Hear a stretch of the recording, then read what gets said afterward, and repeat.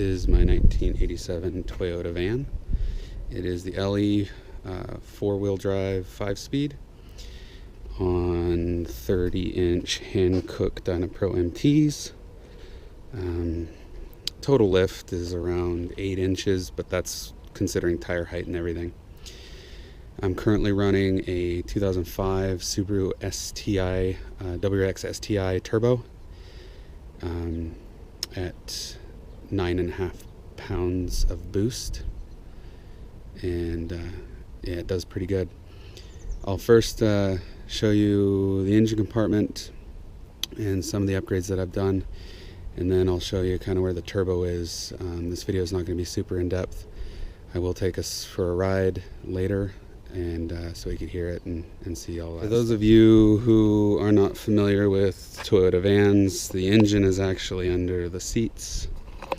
So I've got my seat up here, and that is my current configuration.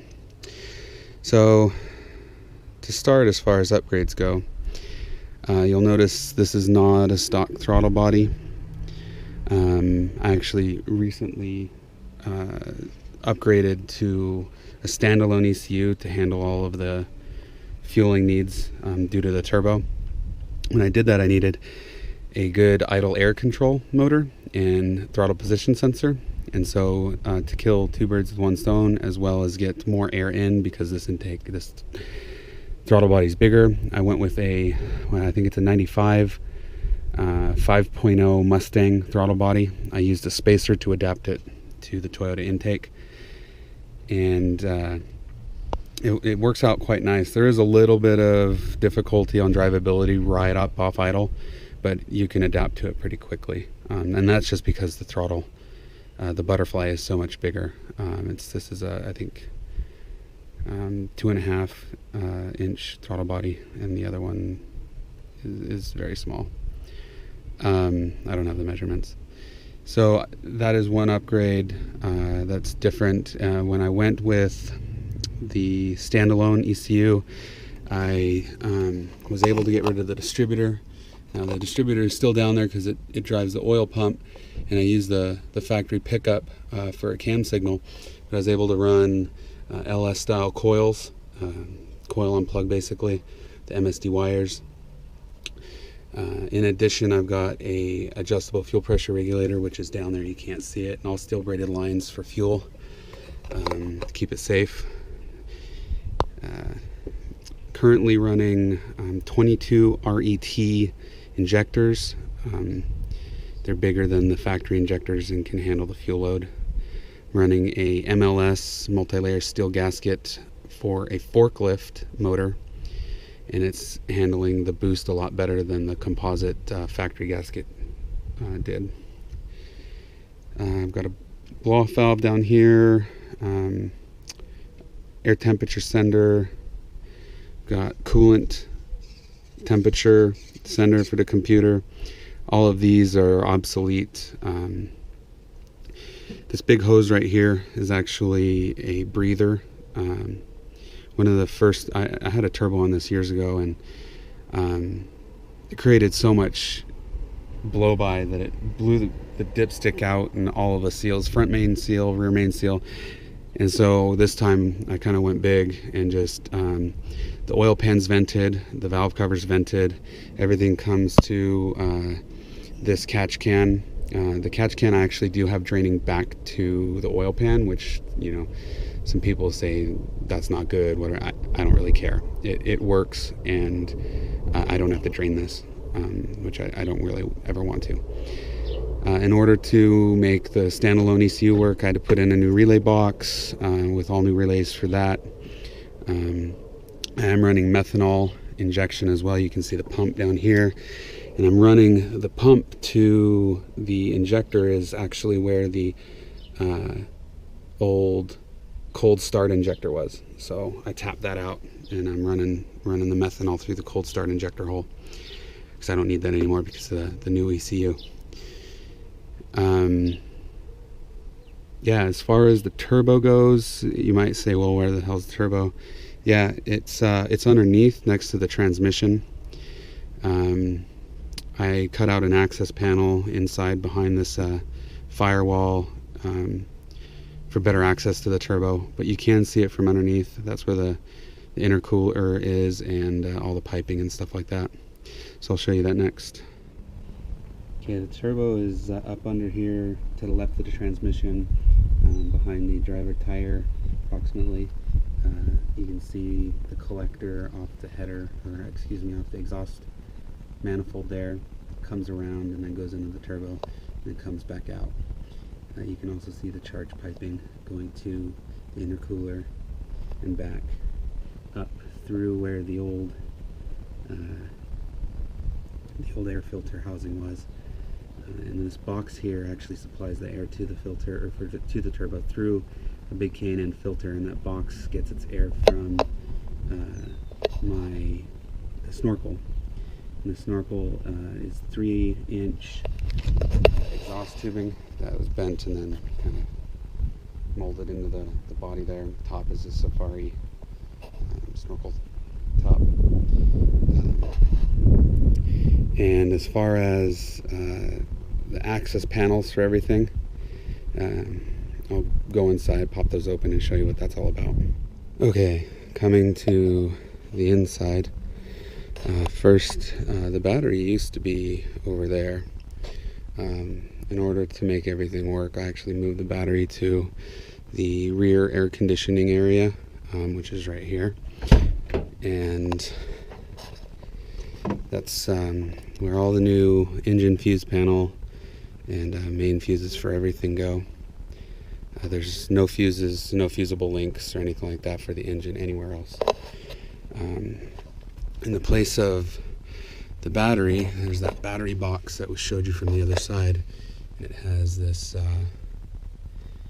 K&N filter in there, and the snorkel feeds it.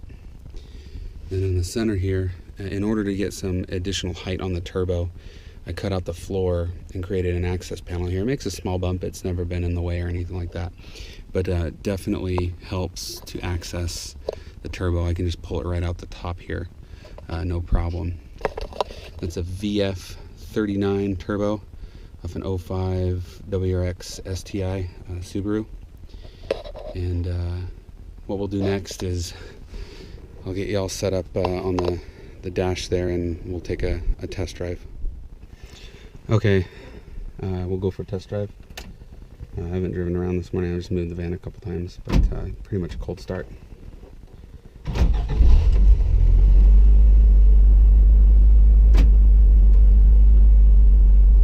So a couple things I didn't mention.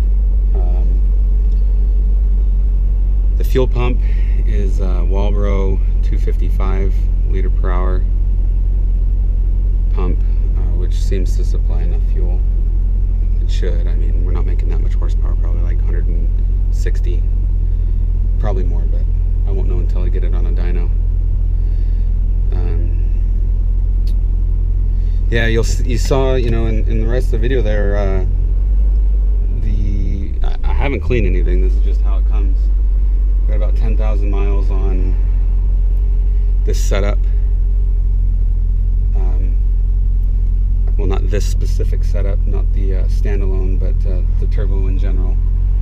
And I don't have too many miles on the standalone, but so far it's been amazing. The drivability is so much better than the stock computer with all the tweaking I did to the math and everything like that. This uses the wideband, so the air fuels are much more constant, and you'll see it just it has a lot more pick up and go. We'll let it warm up before I get on it or anything like that. But yeah, it's been pretty good.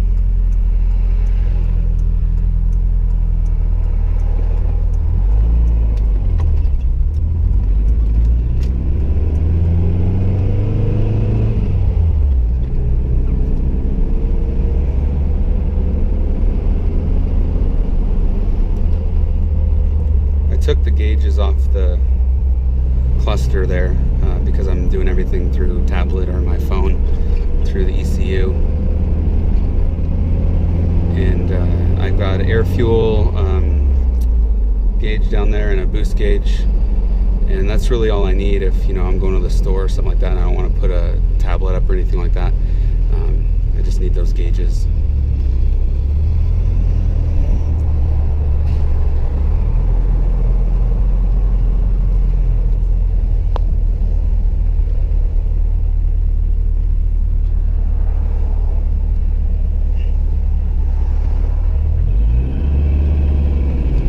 Temperature's 134.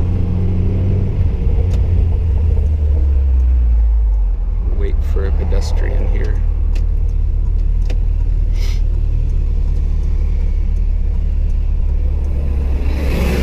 It's currently on its after start enrichment until it gets to, I think I got it set around 160, and then it'll start going off the fuel table, the normal fuel table.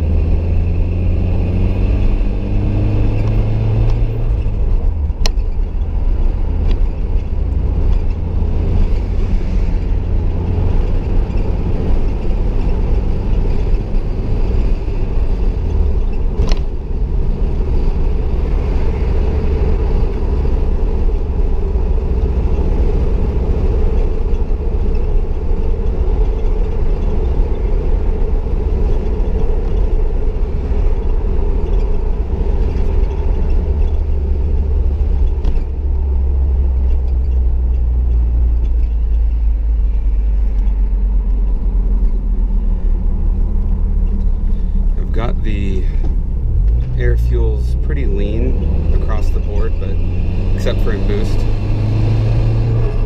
to see if I can get a little bit better fuel mileage. And it's just nice being able to tweak that with the new ECU. With the old one, it was just, you know, all I could do was just try and get enough fuel to keep it safe and hope that it was good. With this, you know, I can customize timing, fuel, I mean, whatever I want, I can do. So I've been playing around with leaning it out a little bit. Right now we're cruising 48, TPS is at 14%, and I'm running 15.3 to 1 air fuel. So like I said, a little bit lean, but we're just cruising. You know, if I get on it a little bit, it goes right back down. You know, that I hit 12.5 to 1. I was pushing the gas pretty hard, but it does pretty good, and it's super custom. You know, you can just change everything. It's really customizable.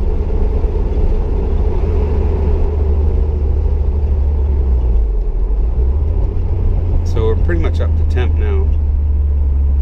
189, runs about 195. I had electric fans on it for a while, but I just couldn't get the cooling, so I've got the stock fan on it. And man, it can cools a lot better than the electric, you know. And I even had a 16-inch fan made a custom shroud and everything. There's just not enough flow at freeway speeds through the radiator, because it's, you know, it's basically under your legs, that it just, the electric fan just wouldn't cut it, especially with the turbo. I could make it work, but I think if I were to make the ducting required to get the airflow at freeway speeds, would rob more horsepower than the electric fan would gain you. I mean, the drag from the ducting would just be immense. So I'm just gonna leave the factory fan on.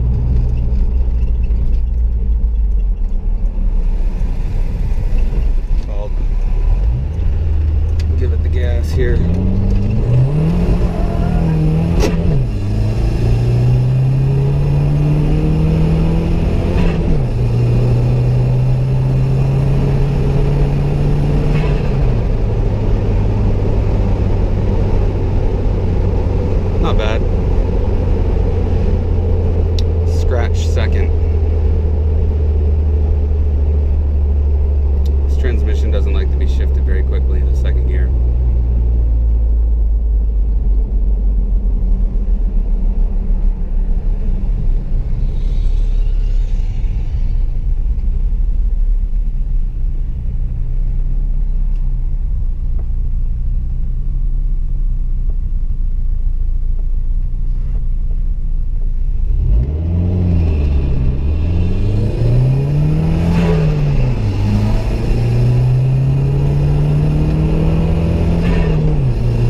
In front of me took off like a bat out of hell.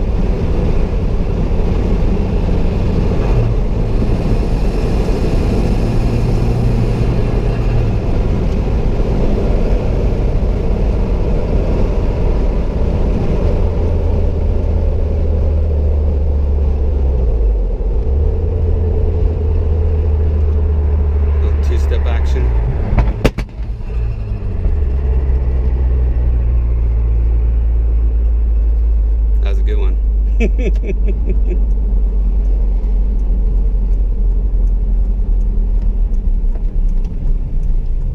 see if we can do some more two-step.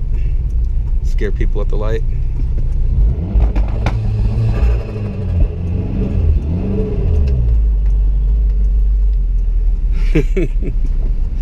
Yeah, when this pops and bangs, people don't know what to do.